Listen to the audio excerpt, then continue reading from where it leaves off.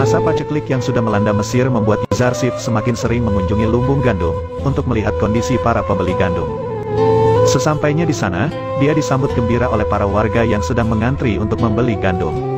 Yuzarsif memerintahkan untuk menggunakan lumbung tahun pertama, karena jika tidak digunakan sekarang, maka gandumnya akan segera rusak. Sementara itu Zulaikha yang ada di lumbung gandum, segera menuju ke sana. Sesampainya di sana, dia malah bersembunyi di balik pelayannya, yang padahal Yuzarsif sempat berhenti karena melihat sosok wanita yang ada di dalam mimpinya. Pelayannya pun lalu menanyakan kenapa Zulaikha bersembunyi. Ternyata Zulaikha tidak percaya diri karena dengan wajah jelek dan tuanya, dia akan malu di hadapan Yuzarsif. Zulaikha hanya sekedar ingin melihat sosok Yuzarsif saja. Sementara itu di Kan'an, Yakub kembali bertemu dengan kafilah yang waktu itu bertemu dengan Yuzarsif. Yakub kembali menanyakan kepadanya, apakah sudah mendengar kabar dari anaknya Yusuf? Kafilah itu mengungkapkan, bahwa berkali-kali dia menanyakan tentang Yusuf di India dan Hijaz, tapi tak ada sama sekali yang mengenalnya. Yakub merasa entah mengapa, ia berpikir Yusuf ada di Mesir, sejak kafilah itu menyampaikan pesan dari seorang pemuda dari sana. Tapi kafilah itu juga menceritakan, bahwa sekarang di Mesir dilanda paceklik, dan untungnya sang bendahara Mesir yang bernama Yuzarsif, bisa mengatasi masalah itu, karena cadangan gandumnya yang banyak. Yakub mengatakan jika nama Yuzarsif itu mirip sekali dengan nama Yusuf anaknya. Akan tetapi, Benyamin berpikir, bagaimana mungkin Yusuf kakaknya menjadi seorang bendahara di negeri Mesir.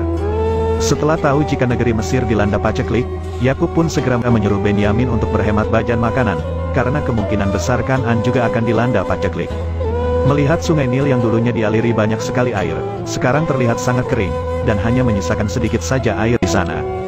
Hal itu membuat beberapa warga sedikit tidak percaya, jika sungai terbesar negeri mereka benar-benar mengering.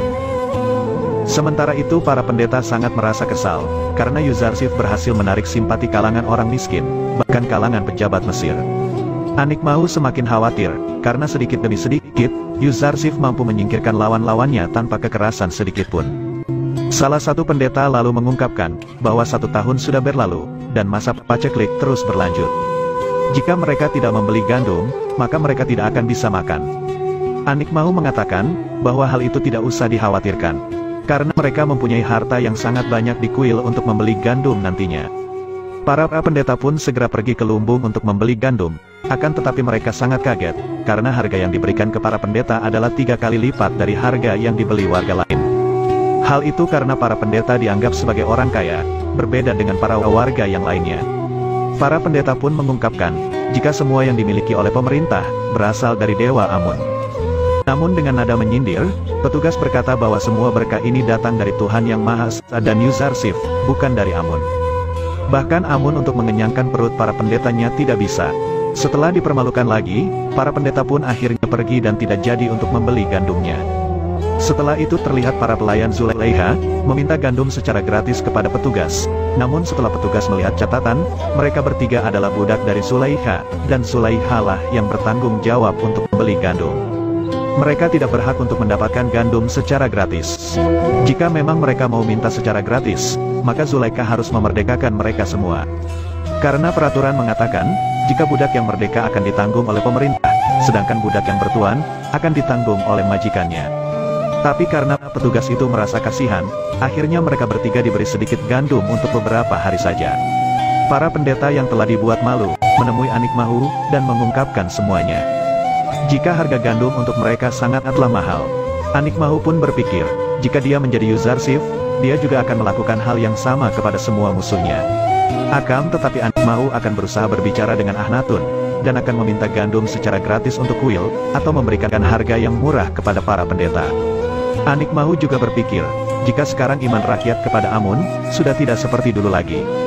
Karena bisa dilihat dari kunjungan kuil yang mulai sedikit, dan hanya beberapa orang saja. Kemudian di istana, Zulaikha yang mengetahui persyaratan untuk gandum gratis yang diberikan kepada budak yang merdeka.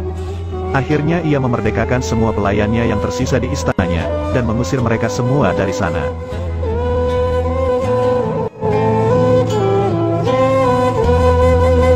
Pada akhirnya, para pendeta mendatangi Akhnatun dan mengungkapkan kekecewaannya terhadap peraturan yang diberikan oleh Yuzarsif.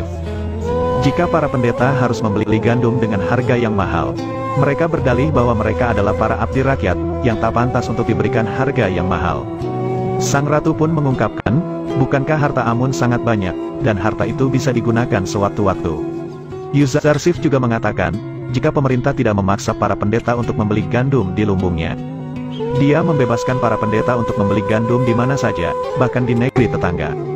Anik Mahu yang mendengar perkataan itu pun mulai berpikir, dan pada akhirnya mereka semua pergi dari istana dengan rasa malu yang luar biasa. Yuzarsif lalu mengungkapkan kepada Akhnatun, jika para pendeta akan membeli gandum dari pemerintah nantinya. Karena mereka tidak tahu, jika para negeri tetangga juga sedang mengalami paceklik, sama seperti yang dialami Mesir. Yuzarsif juga teringat dengan Kan'an, yang sekarang pasti mengalami paceklik. Para pendeta tidak berhenti berusaha untuk mendapatkan gandum.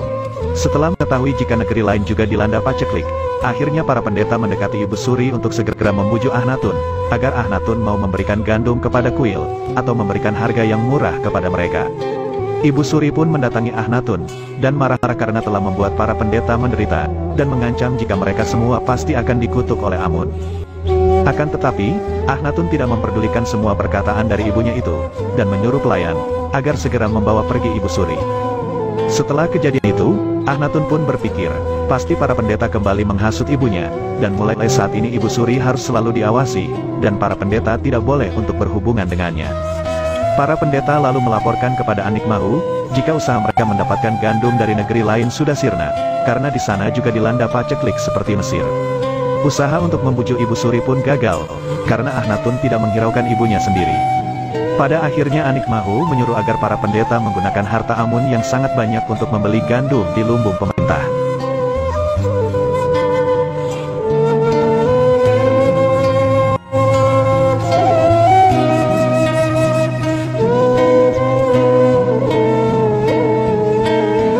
Setelah mengambil harta Amun, para pendeta lalu mendatangi lumbung, dan membayar dengan harga yang sudah ditetapkan, yaitu 3 kali lipat dari harga biasa.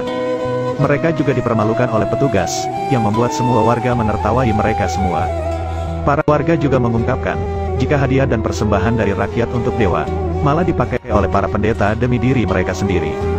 Sementara itu, Zulaikha yang sekarang hidup terlunta-lunta, mulai buta dan tidak bisa melihat. Karena setiap hari dia hanya bisa menangis. Kedua pelayannya pun kembali ke istana untuk menemui Zulaikha dan membuatkan makanan untuknya. Mereka berdua sangat merasa kasihan dengan mantan majikan itu, dan berharap bisa tinggal di istana lagi. Karena sejak kecil mereka berada di istana, dan tak memiliki tempat tinggal. Zulaikha pun menyetujui saja mereka berdua tinggal di sana.